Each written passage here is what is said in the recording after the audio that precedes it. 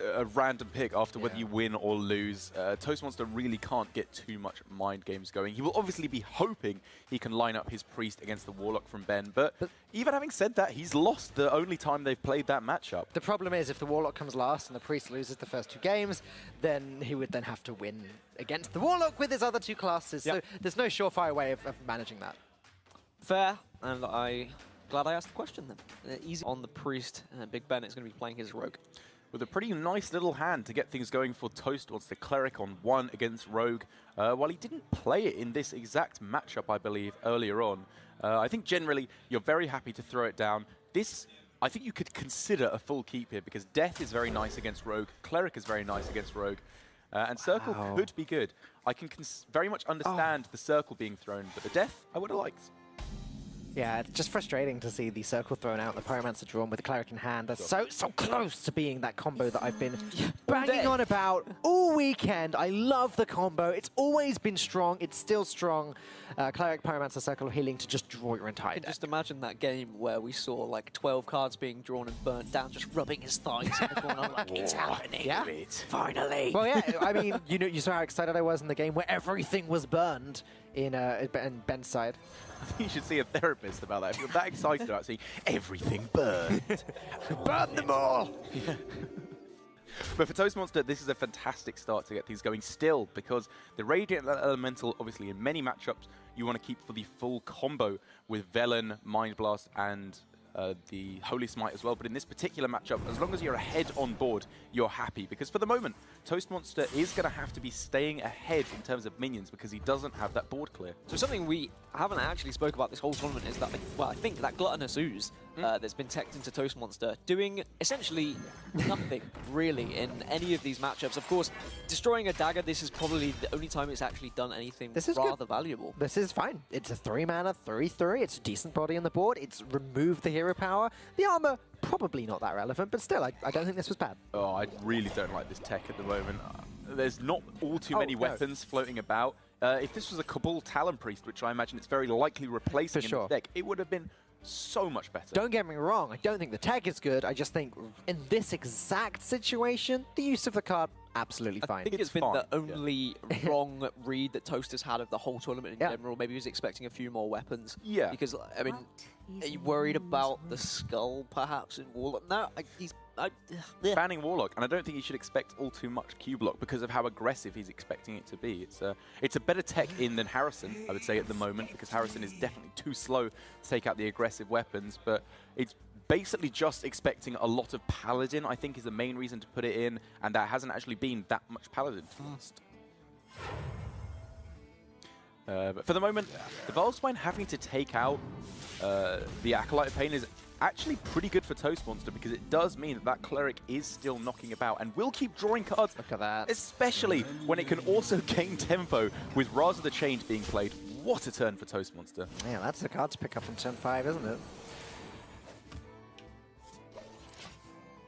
All right, over to BigBen and his hand.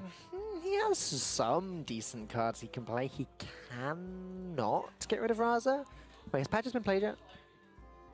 No, I don't believe it has been summoned. Okay, so he can get rid of Raza with the patches, but this works nicely too. Shadow Step on the Valspine is actually much more efficient anyway. And I think you perfectly summed up that turn for BigBen. It was just... Yeah, I summed it up by just babbling nonsense, basically. Because that's what this turn is. It's sort of nonsense, but the Valspine does tie it together nicely. The Valspine, I think, is actually a pretty respectable play here because you're not going to find all too much of a better target in this matchup, and so getting the value out of it while you can feels very strong. And we've seen a lot of Priest versus Rogue throughout this tournament, and actually it's gone pretty back and forth. We saw of course, Anduin being drawn as the last card in one of the situations, which was pretty nuts. But now we compare it to this situation, where you're going to get Raza on 5 and Anduin on 8. It looks just like your games of Hearthstone, Darok. It does. I was actually playing a few games of my break, and I think there were actually few where I didn't get Raza on 5. And wasn't it Toast watching? He was like, do you ever not draw just Raza on 5? 3 wins on the ladder. Great. And yet somehow I'm still only rank 4. Kind of says a lot, doesn't it? It's not that bad at this start of the season, is it? Correct answer. Yeah. But yeah, for Toastmonster, this is looking fantastic all of a sudden. I think Boar was saying the other day he's never won as a rogue against Raza on 5 and win on 8 because you just don't. It's such a strong combo. Although having said that, if you were to do so, these are some very powerful cards. He's kind of got all facets of rogue play already covered. He's got tempo with the Bone Mare, he's got value with the Elven Minstrel, and he's got enough to push forward a strong board here, but also get a strong refill.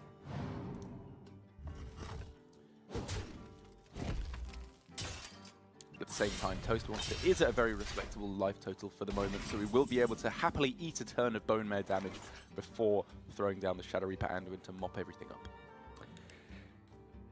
Yeah, it's kind of a slow turn in the meantime, though. He doesn't really want to play Feast of the Feast on full health. Yep. Yeah, it's just going to be Loot Hoarder and it's fine. heal up. Okay. It's a scary play for BigBen. Like, he is probably going to be assuming either Anduin or maybe Psychic Scream here, although it's very possible that Scream would have come down now Probably not gonna- before Bone Mare. Probably not going to Bone Mare up the Firefly or South Sea Captain then. Yeah, if he is going to go with Bone Mare, I very much expect to see the buff on the Corridor Creeper. But at the same time, that is kind of weak to Shadow of Death. But considering Anduin is far and away the worst thing to would occur, and it's not over if Anduin comes down necessarily, I would say, because you have Leroy in hand, you can push a lot of damage, and your opponent maybe doesn't have any healing. Well, But maybe they do. But maybe they do. BigBen also has Psionic Chaingang into Elven Minstrel as a sort of follow-up to this play. He can restock his hand, get these extra resources that will make it easier to Shadow Step as it's deck thinning, etc. BigBen is not out of the running yet, but when Toastmonster has a start as strong as this one, it is going to be difficult to keep up with him. It's going to be very difficult indeed, but with some strong charges that have been buffed up by the Keleseth, like for example South Sea Deckhand, maybe in combination with a Leroy or with a Bone Mare on one of the following turns to get a charging, buffed up charger, this could be maybe enough damage to push it over the finish line from BigBen's point of view. But to be honest, as we can see from Toastmonster, it's not even really going to be close. The healing, the Pyromancer, the Priest of the Feast, you've got tools to remove the board and to be healing yourself up as well. All the meanwhile, firing pings here, there, and everywhere. What? There is more stuff. Yeah. On the plus side for Toastmonster... Wait, is there a negative side? For Sorry. On the plus side for BigBen, let's go to that side of the board. On the plus side for BigBen, his Warlock should now get a free win.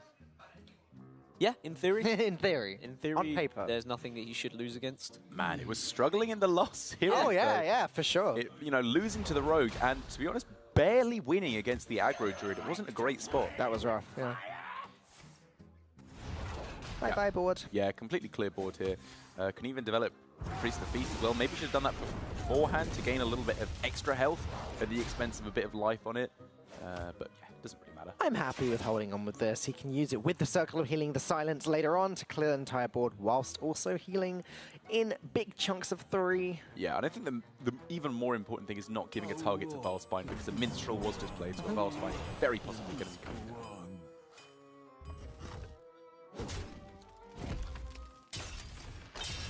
The situation Toast is in now, it reminds me of a game yesterday, I think it was, where he was so far ahead and he had definitely won, and then he started to misplay a little bit because he got a bit overexcited. And I don't think there's much he could do to actually lose this game at this point, but he does just need to keep his focus, make sure he's looking out for anything, any sort of missteps he could make. Yeah, that's true. Yesterday, I believe it was the Lyra animation timer that meant he missed a bunch of damage.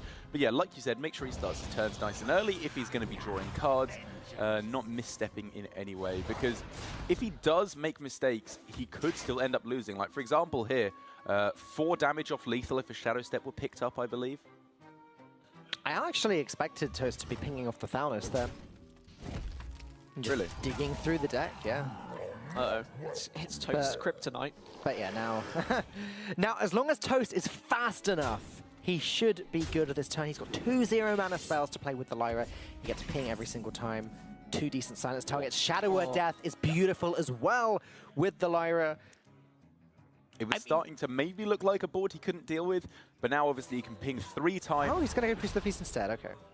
So very like this. This is Instead of really the Lyra. defensive. Yeah. It's just saying, I can win this game if I can play this defensive right here, right now.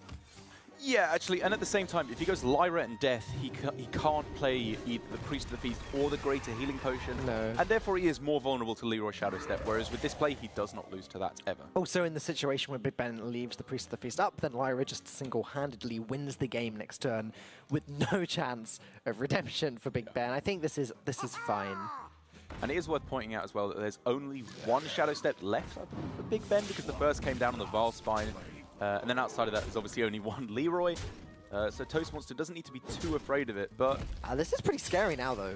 Yeah, it kind of is. Leroy's got 7 attack too, right? Or was it already in the hand before Keller? Already in the hand. Already Oh, in the okay, hand, okay, yeah. my bad. But at the same time, it can be Lyra, Great Healing Potion, with another 2 pings thrown out from Circle of Healing and Silence.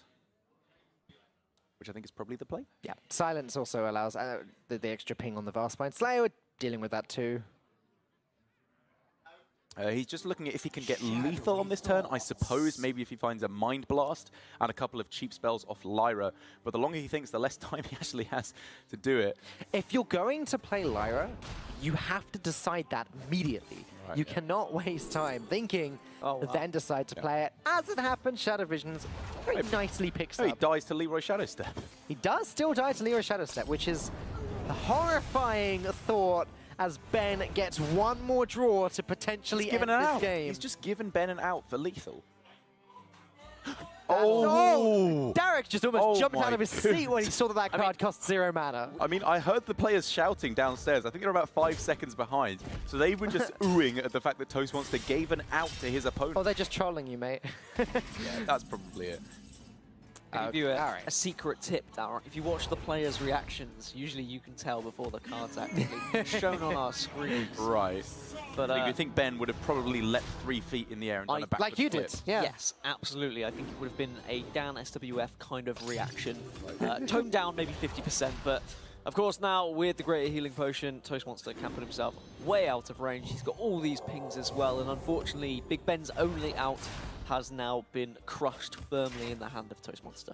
Yeah, it's worth looking back at again, but I am fairly certain that Toastmonster had the ability to kill off everything other than the chain gangs on that turn with the Lyra and the Greater Healing Potion and shut out any chance for lethal in any possible way for BigBen. And he gave Ben an out in a game that should never, ever have been lost. Sometimes those things frustrate you more when your opponent gives you that opportunity and you know your opponent hasn't played to their full potential. That can frustrate you. You're like, I could have won that game. He should have been punished. I should have been able to punish him, and then you can keep that in your mind in the next game and the game after. I don't think Ben will, as he does concede, and Toastmonster takes a lead, and for the first time in this grand final, he is ahead. That's right. Great way to get things going for him. Getting the win with the Priest, to be honest, he knows that that was not a reliable strategy he was going for, where he won with his Warlock against the opponent's Priest because he pulled out Velen with Dirty Rat. The vast majority of the time, that situation is simply not going to arise. So he thought, if it is Zoo from my opponent, I give myself a much more consistent strategy to win the game. Because he didn't want to take the risk of maybe winning with the Warlock against the Priest again when it is a very unfavored matchup. So it's going to be the Rogue versus the Aggro Druid this time for Toastmonster. Now, I know that his Aggro Druid has been teched specifically to beat Rogue, and I only assume it's the same the other way around. Eviscerate is strong in this sort of matchup, as is the Galacticrawler, obviously. The two big techs, which you do not expect to see in Tempo Rogue nowadays. Yep, both going to be very powerful in this matchup, and that's why he put it in, because he expected to find these many aggressive matchups. Eviscerate, as you said, obviously fantastic to kill off a key minion before a buff can come down, and obviously Galacticrawler hitting a pirate is incredibly powerful. Ooh, but here for BigBen, very difficult choice, because the ability to go Crab on this turn into buff it up if it survives, and if not, go Raven Mark of Yasharaj, feels so good. And if that was just a River Crocolisk, I think you'd do it without thinking. But the potential upside of Galacticrawler, is it too strong to pass up? I think it is against Rogue. You've got all of these pirates. You've got South Sea Captain. Yeah. We've seen multiple times, even in the last series, I think we saw at one point, just how strong a swing that turn is. So I entirely agree with Ben here. Not sure why he didn't play the Raven, though. I guess just playing around backstab, but Yeah, why? He's playing around the fact that it's a very reactive deck from his opponent, so he doesn't want to give stuff onto the board for his opponent to deal with. I disagree with that. Coin agent, you're giving a chance Coin to coin agent is agent. the I big think thing, that would be yeah. the main thing that he's I guess, but the avoiding. problem is Toastmonster's still going to have that card. If he's playing around it, then the logic is you continue to play around it, but you can't forever. It's fair. Very fair. But he wants to be playing around it at a time when he's further ahead on board. But okay, as well as playing into the Mark of your Shiraj, playing it on the same turn as that guarantees the cantrip. I guess I can get behind. Yeah, his turn 3 sucked otherwise. Half the time you are drilled into playing against a rogue that doesn't really have 2-drops as well. Maybe he wasn't expecting there to be anything that could be played apart from the SI7. No, this is just playing into Eviscerate. I mean, it's true. you say it sarcastically, No, but I'm, there is, yeah. I'm serious. Eviscerate is a card he knows is in his deck. Okay, Pilfered Power is a strong card too, if Toastmonster can actually pull it off. I mean, he can do it right now if he wants to. Just coin, gain 3 mana. Oh, that's so strong. So good. But if he goes for Eviscerate this turn, though, how much stuff actually dies? I think he goes for Eviscerate here. I think that's the play.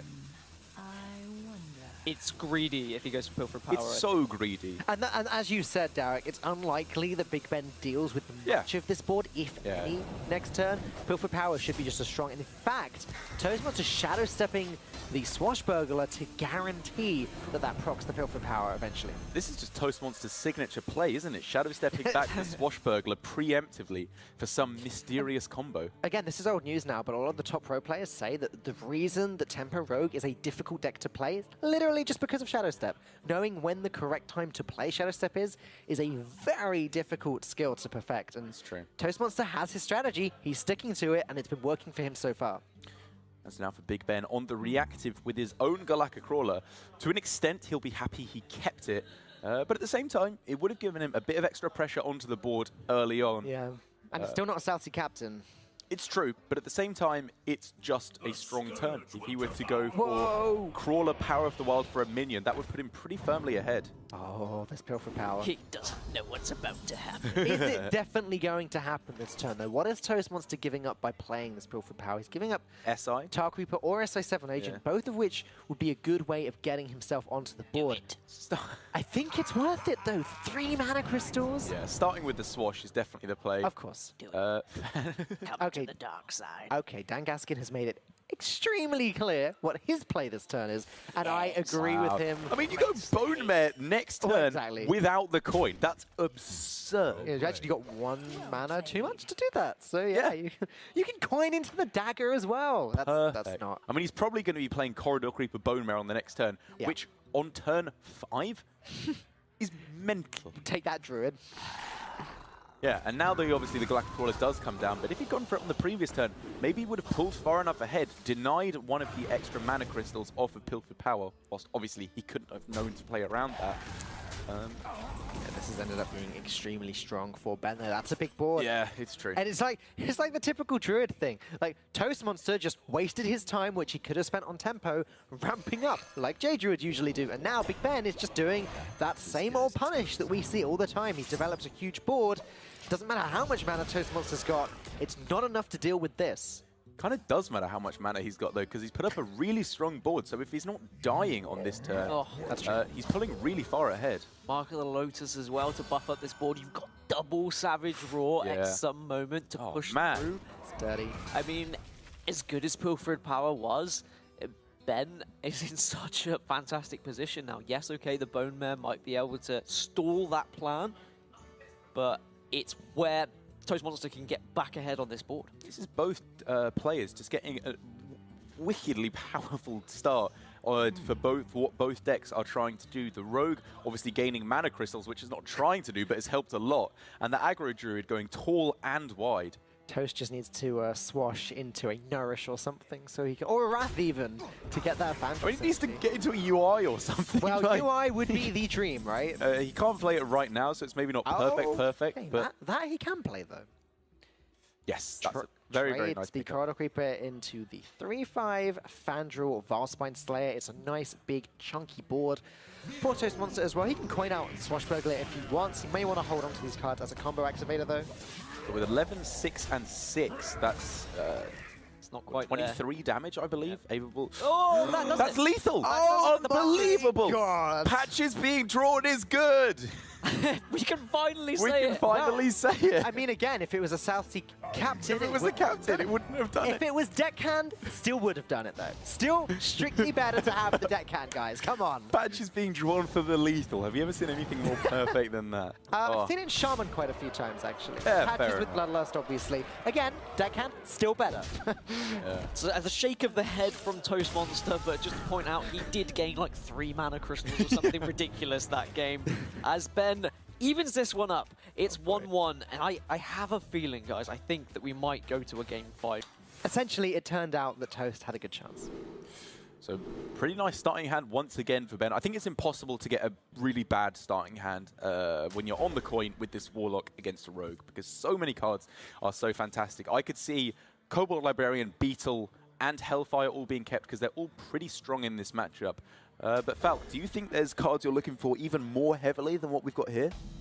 For Big Ben, Yeah. no. I think this is probably just fine to start with. Yeah. He wants to pick up Lackey by turn 5, or turn 4, I guess, if we're being greedy. But this is great. You've got some armor gain, you've got your cantrip, you've got Dirty Rat, which is sort of the dodgiest card of the bunch, but could do some great things if paired with a Siphon Soul later on. I think Ben's very happy with this. Yeah, I think he Defile is the one card that, in your dream hand, Defile is the card that you'd want to add to this set. That's true. Power. Especially...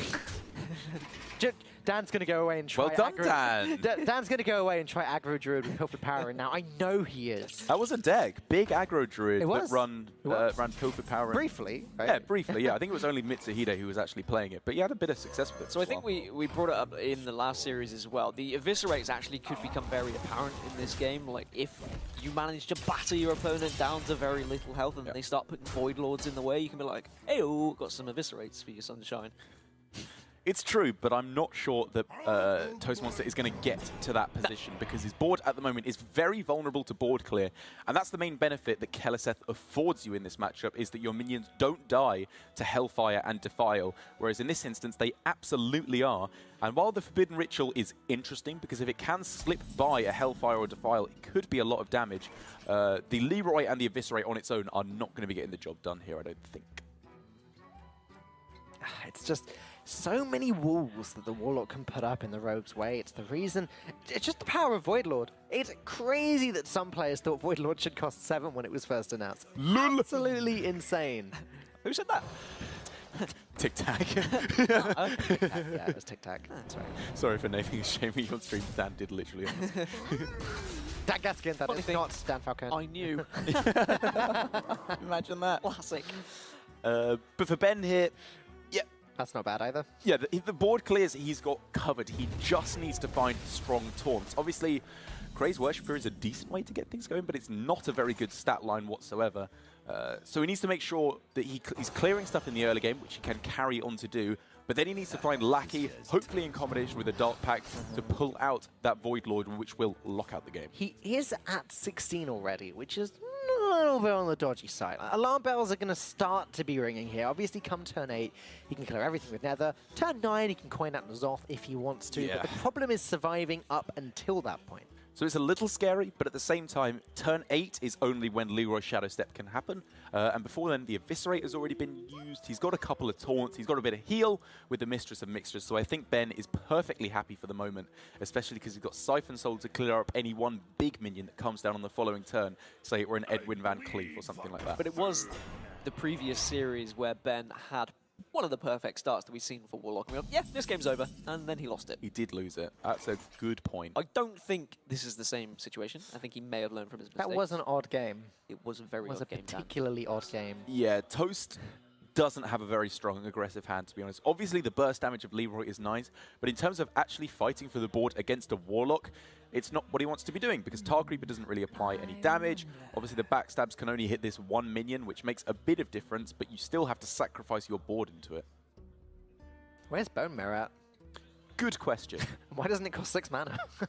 Also, well, that's an awful question. I can tell you, I could just slap you in the face, and that would be an answer as to why One Bone of Mirror my doesn't quote, this Dan cost 6. Falcone, why does Bone Mare not cost 6 mana. Yeah. Where's Bone Mare and why does it? Sorry, crossed it out. If you're gonna quote me, Dan, Sorry. get it right. Okay, just tweeting out now. So wondering if it's worth leaving this up because he's more vulnerable to Hellfire, but could potentially get in a little bit more damage on later turns. I do like trading in here because so much stuff punishes it. It could be a Spellstone, a Hellfire, all that kind of good stuff to clear it off. The good stuff. Sometimes you need the good stuff to help you win a Hearthstone game as well. It's better than the bad stuff. Correct. And Leroy Jenkins being pulled out then just completely obliterates any chances of Leroy Shadow Step shenanigans. Yeah, but no way to kill it off right now. It is scary for Ben, so he's wondering, okay, what happens if Activator plus Vile Spine comes down now?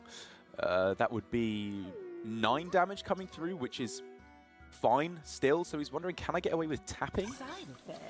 But this is just even safer, gaining a ridiculous amount of health. He just needs to survive now because he has that eventuality in N'Zoth the Corruptor. I've never heard anyone call it by its full name. Just feeling a bit formal as we enter the finals. Rather than informal, as I was told by the Barrage manager. It's funny because Cthulhu is just Cthulhu, obviously. Yogg-Saron sometimes gets called Hope's End, but I've never heard Y'Shaarj Rage Unbound said all the way through in a cast. He's moving away from that. He's trying to go for a share thing. Just like when you chopped off Heroes of Warcraft, you just chop off Rage Unbound. Yeah.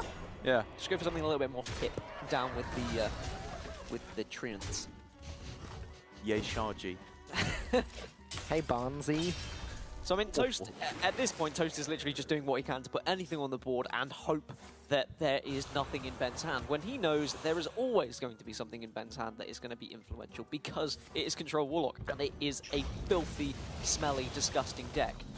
Absolutely right. This Defile is perfectly good here because of, I'm not even sure, the Rogue doesn't have anything that really capitalizes on a wide board like Bloodlust, Savage Roar, Unidentified Maul, stuff like that. It's just not in their arsenal. But just getting rid of it with a Defile there was perfectly good to mitigate about 6 damage. It's funny now that BigBen doesn't even need to use the Twisting Nether. He can just pop down the Spellstone, I guess, Mistress of Mixtures, whatever. Coin N'Zoth or coin Gul'dan, and then play the other one after that. I mean, Leroy's gone. It doesn't matter anymore. He could kill off this board to deny Bone Mare going into his N'Zoth turn, because he does want an empty-ish board going into his own Blood Reaver Gul'dan. Alternatively, you could just tap pass. Just Whatever. doesn't matter anymore, does it? Yeah, I mean, yeah, it doesn't. That's not a good play. That's not a what he's little gonna bit do. risky, just because it's just a bit apathetic in terms of what you should be doing at this point. But Mistress Spellstone looks good to me. Yeah, sure. Anything in Ben's hand would have looked good. I think.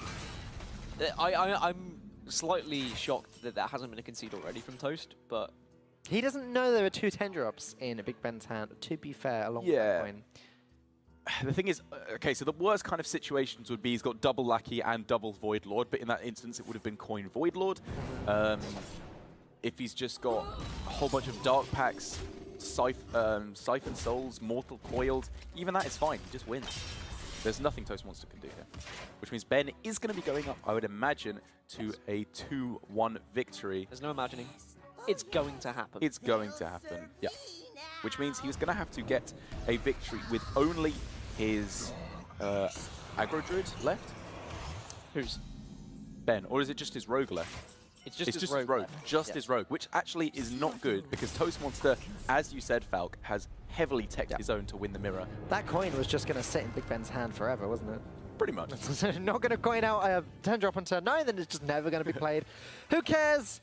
Good position. Like the tech decisions in, the Rogue beats the Rogue mirror. The Warlock beats the Warlock mirror. Everything just seems to beat his opponent in the mirror. And Ben here, although he is unfavored in this mirror, as we've said time and time again, he's got a great way to kick things off.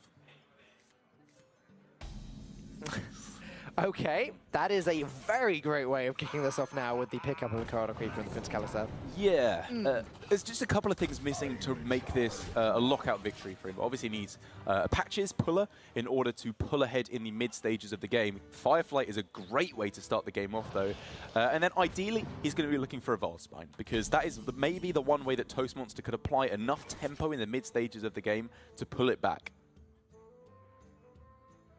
Shadow Step would be nice as well, wouldn't it? Would love that as well. Yeah, that would be nice off the top. Again, I think Keleseth has turned up far too much this tournament. Every tournament, he seems to turn up a lot. It's a strong card. I agree. What can I but, say? You know, from Toastmonster, it's not like one player got it and one player didn't. Toastmonster isn't running. Yeah, he's not. So, yeah, it's his own fault. yeah, his advantage will come into play if he gets Galactic Crawlers. But even then, Ben will have been playing around that. I think any Pyra other than South Sea Deckhand would have been thrown away. Agreed. Yeah, you 100%. I know I joked earlier when I said Ben would just be used to playing against a rogue that doesn't have that has Keleseth and doesn't have 2 drops. Yeah. He knows full well what he needs to play against, how he loses this matchup. So Toastmonster just going to throw down South Sea Captain now, buffing up patches and making this trade happen, reducing the cost of BigBen's Corridor Creeper. But things are looking okay for Ben moving into the next few turns. He's got the Elven Minstrel that he can combo right now if he wants to.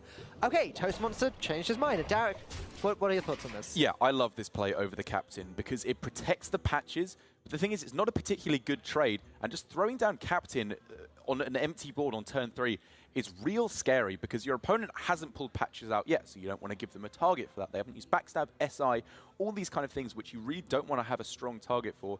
So keeping the patches here and going for the Tar Creeper instead, I think is a little bit more resilient to some of those tricks like Backstab or patches.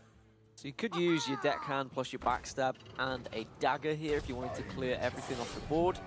Of course, you don't have to use the backstab if you want to keep it as an activator, which looks like Ben is going to do so. Yeah, wonder if it's worth going for coin into Corridor Creeper. It's the turn before Valspine can come down for Toastmonster. So I think because of that exact reason, I can respect it. If it was a turn later, I would hate it. But because of the fact it can hopefully take a value trade before Valspine can come down with a backstab, it's looking very strong for Ben indeed. We can keep saying it until we're blue in the face, but having a cheap 5/5 come down early when your opponent doesn't have a cheap 5/5 come down, it's just such a huge boost in the tempo matchup. In the tempo matchup. It's just always worthwhile. Play it as soon as you possibly can, every time. And now for Toastmonster, with the patches already pulled out from the deck, the main tempo swing until turn 5 has left his deck. But the Eviscerate is also classically one of the strongest tempo swings available in classic Hearthstone. But not even going to go for that here. So he wants to hit that Corridor Creeper with the Valspine. That is clearly what he is indicating with this line of play. And it's looking like it's actually going to be absurdly powerful with the Minstrel coming down in combination with the Creeper here. Toastmonster needs follow-up, don't get me wrong. This is looking to be, as it so often is in Rogue Mirrors, to be who can get the Bone Mare down first. Yep. But Ben has just been thoroughly blown out here on this turn. And now the onus is back on Ben. He picks up a second Earthen Minstrel. Elven, I always say that card wrong. Elven Minstrel from the first. Wait, I always call it Earthen for some reason. You do. I don't know why I do that. Which isn't ideal, but at least he can use this to pick up the next 2 cards. Yeah. And at least it's a 4/3. It's mental. Oh my god, this turn and these pickups are fantastic for Big Ben. He doesn't want any other cards at this point. Valspine into Valspine is absurd, or Valspine into Bone Mare is absurd, and there's just nothing in hand that Toastmonster can do to bring this back. Yeah, I think we're close to crowning a Premiership champion. You were saying it's whoever can get that Bone Mare first, and I was going to say those Earthen or Elven Minstrels, whatever you want to call them, they're going to be the big kickers. I'm just going to call it Minstrel from now on. I mean, as long as you say one of my favourite chocolates, then I'm going to be happy anyway, Dan. So either way, it's good for me. As Toast does what he can to remove the board, does put an Edwin down, but this is such a strong follow-up from Ben. Yeah, Spine Slayer, such a disgusting card. A buffed up Valspine as well, potentially even with a backstab if you wanted to clear off the board to prevent Bone Mare, which I think is the play actually, because outside of that, what are you saving a backstab for at this point?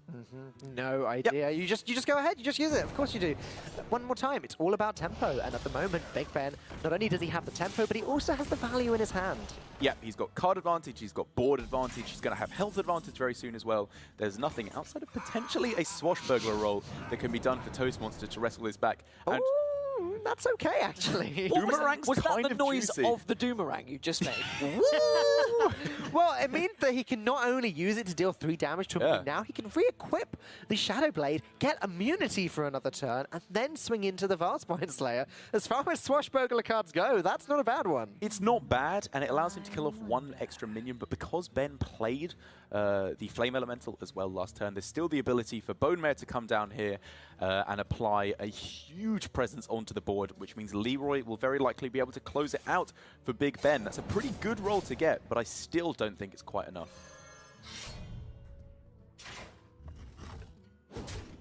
And the Galactic Crawler's meant to be the savior of Toastmonster in this matchup, having to eat his own pirate if he's even going to play it. All right, just going to hold on to it for now. I understand that. But Bone Mare able to come down and turn that Flame Elemental into something much more aggressive looking. Turn that frown upside down. Yeah. Turn that Flame Elemental upside down. And I was going to... It was probably deserving of a Banter Battle ring if you had gone down that route, Dan. Do you want to have a take 2? Yeah. No. Okay. No. If you said that, I wouldn't ring my Banter Bell. So how's that? You don't have one. Tell you what. Yeah, I'll give it to you afterwards if you want. The Banter Bell, that is. Yeah. Well, after the show, I can take it home with me.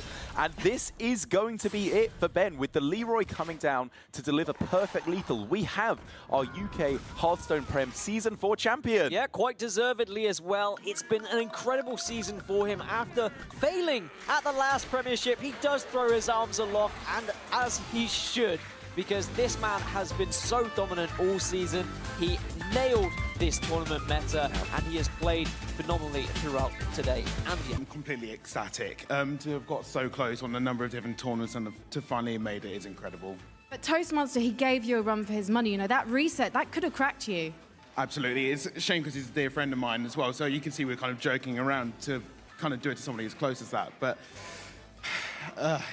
yeah, I mean, I had a huge advantage going into the winner bracket, having the resets, so that's why I let the Warlock open in the first game to get some more information, but it was very, very close.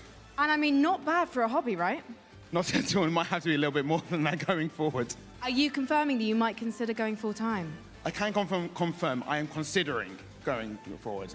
Well, watch this space. And of course, last time round, you got into the top 4, but you didn't quite win. So does this make the victory even sweeter for you? It really does. Having like a piece of silverware to have in my wardrobe, not wardrobe, on the cabinet, in fact, is well worth having now. I was going to say, where's it going to go? The wardrobe. You're just going to hide it in there every time you take out a shirt. That's in fact the trophy cabinet. It'll be the first of many. And how are you going to celebrate tonight? Drinking a lot, I imagine. It might be difficult because I'm going to work tomorrow, but you know, I've got the morning off, so I'll deal with that tomorrow.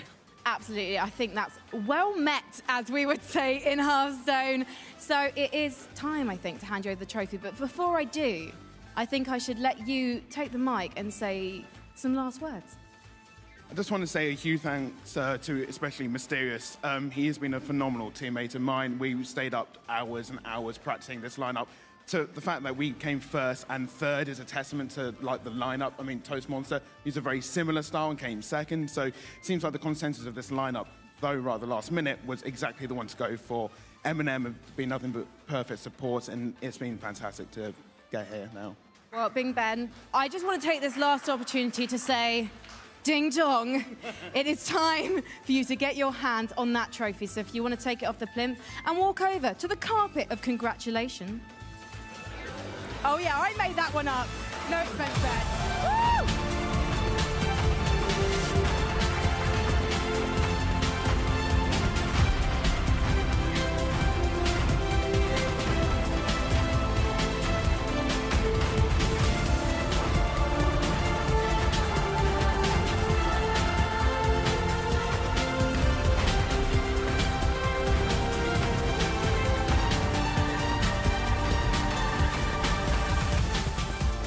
Now, while BigBen celebrates, I have to say a massive thanks to